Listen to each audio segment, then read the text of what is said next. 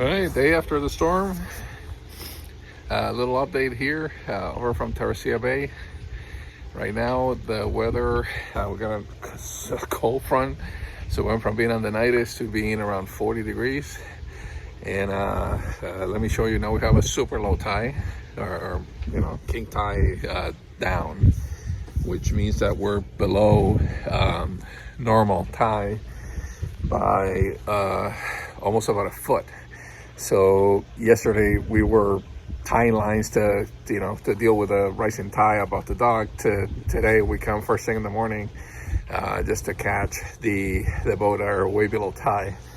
And luckily the way I had my line set up worked well, and I didn't have any damage on the boat, but things were like guitar string tight on some of the lines, so I had to loosen those up fairly quickly so there's no damage to the cleats or the boat. So let me show you what that looked like.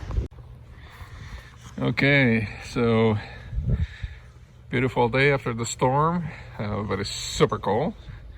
You can see all the lines are going down to the boat.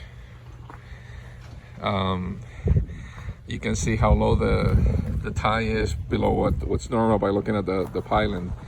I never have to step down into Reverie when I'm boarding, and today, if you look at the relationship from the dock to the boat, I'm down about 2 feet from where I normally am.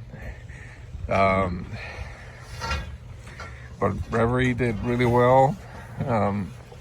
No damage.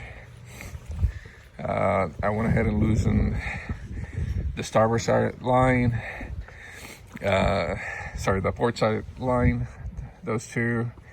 So I just let them off the cleat and everything is fine.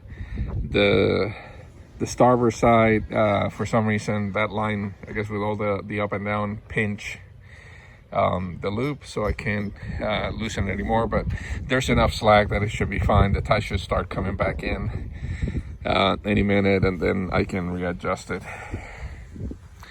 But that's what happens. You get a storm, you get a lot of water going one way, and then you get a really low tide going the other way the next day, and then you're scrambling to make sure your lines don't hurt your boat.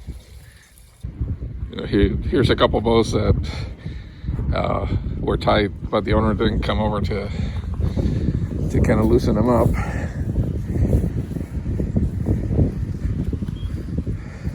Early this morning. So this one the pontoon is completely out of the water, and yesterday it was probably about a foot above the dock. So that's it, gang. Thank you for watching. Catch you guys later.